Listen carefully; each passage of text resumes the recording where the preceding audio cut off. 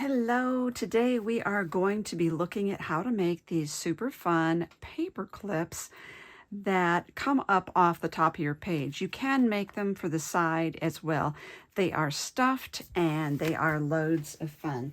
So let's look and see what you are going to need to make these. First of all, you're going to need a piece of vinyl. Now this is about 1¼ by 4¼ inches. Now, I don't know how thick this is. I mean, there are different weights, but I got this from like a big swatch at like Hobby Lobby. I think it's pretty heavyweight. You are going to need some owl clips. I call them owl clips. They call them ideal clamps, I guess. I'm using the number 2 small.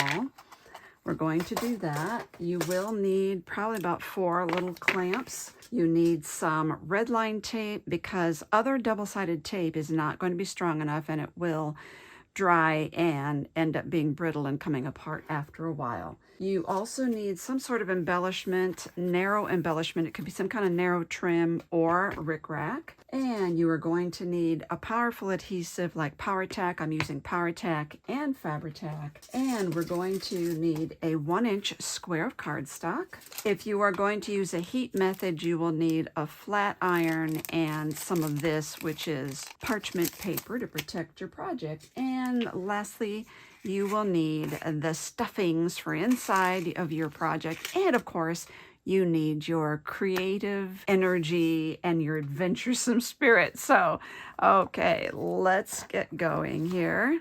I'm still using this paper to block off some of the glare on my glass board as I get ready for how to fix my light above. So the first thing I'm going to do is turn this on, and I turn this on its lowest setting. In order to protect my surfaces, I'm going to use this stone coaster here.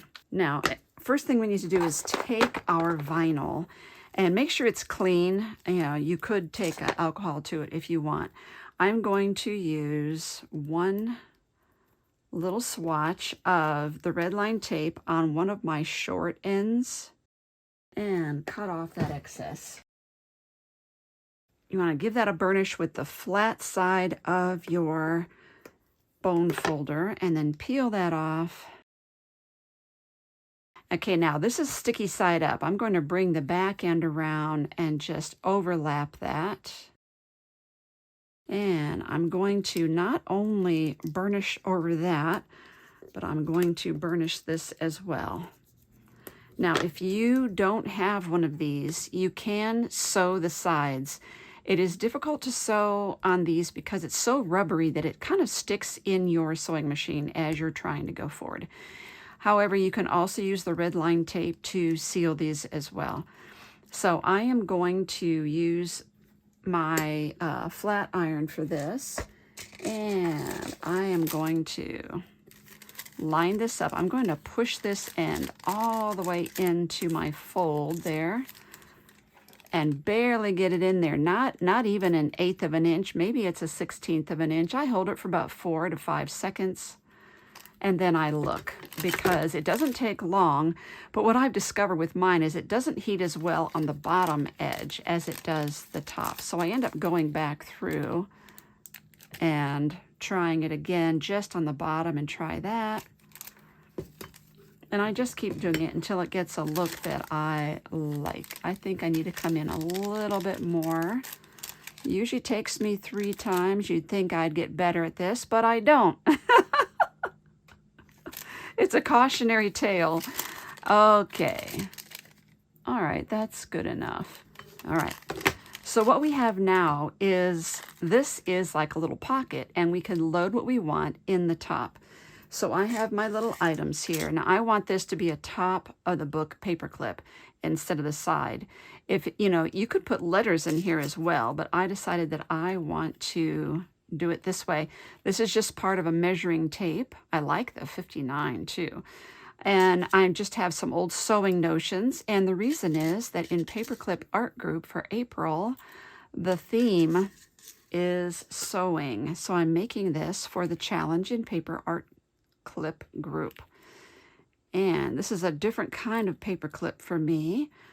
All right, we're going to put that in there, and then we're going to do the same thing with the top. We're going to put that in there, Although I want to hold this so that all of my items are at the bottom and they're not going to interfere with getting this heat tool on there. You know, as if I held it to the side, they might roll over and get under my little pinching there.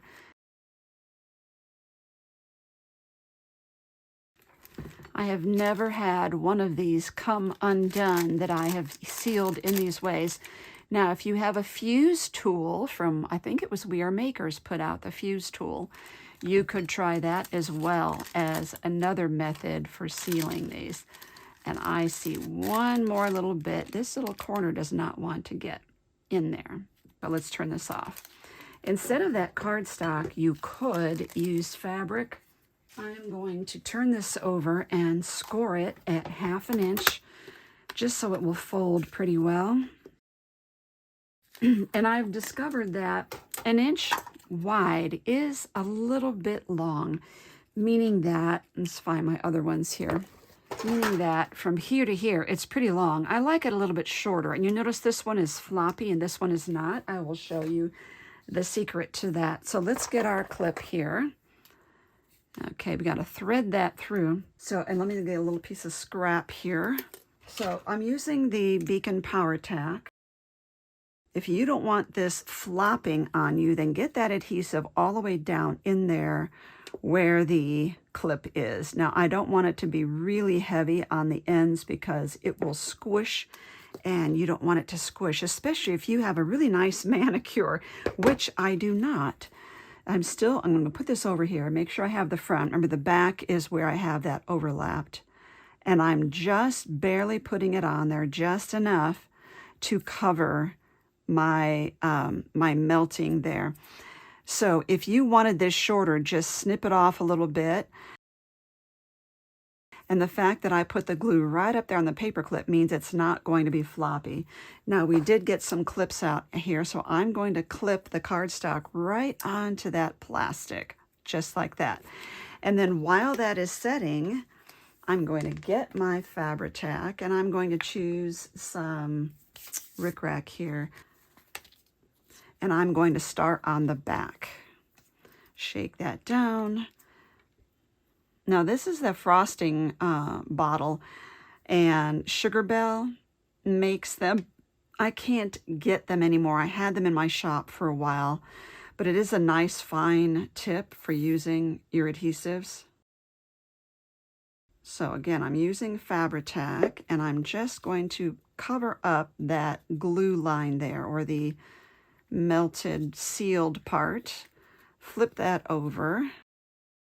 Now, I'm only gluing the first half of the top because I want to fold this over and clamp that right there to pinch it right against that end. Otherwise, it gets kind of floppy. And I realize I did not even introduce myself. My name is Lolly, and I really like working with altered paper clips. I do many tutorials, but I especially have a large altered paper clip playlist for you to binge. Okay, and I want to clamp here. And I don't think I got that really, really good. Okay. Now I'm going to take this off, and I'm going to go around the glue line there as well. And now I'm actually going to get the cardstock in here as well.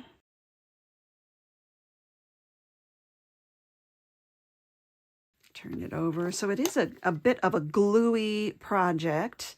That is a word, gluey. Especially keep an eye on your manicure, because if you get your fingers in with Fabri-Tac, your nail polish is not going to be happy with you. Another thing you could do is to print off on your printer a sentiment, and you could put the sentiment inside your little bag here, or you could put it on the outside. You could put it right here. You will notice on these two, I added a little button here, and I added an extra llama sequin right there. Lots of fun. Okay, let's remove these two. And let's look for more itty bitty buttons that I can use for. Pink star button right there. Now, on the other one, I actually used embroidery floss to put under that star, and I'm not doing that this time. Just for the sake of time here, I'm just going to add a little bit of Fabri-Tac. Normally, I use Gem Tack for gluing buttons. Okay, so I'm going to put these all side by side so that you can see them really well. So again, the April theme for the group in Facebook is sewing. And of course, there's a lot of glare here, so let's see if I can put these right there. There you go. I'm trying to get the glare off of those for you, but you know that vinyl is really shiny. These are adorable, and I quickly want to show you what these would look like coming off the side so that if you did want to do it in that approach, it would work really well too.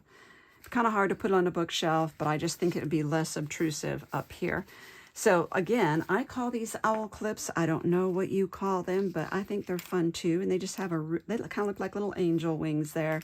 Loads of fun. Thank you for watching. Make sure you look down below. Underneath this video, expand the information under the video to see all that information there. And I'll give you links and all the entire Paperclip Art Play group and the Paperclip group on Facebook. Thank you, everyone.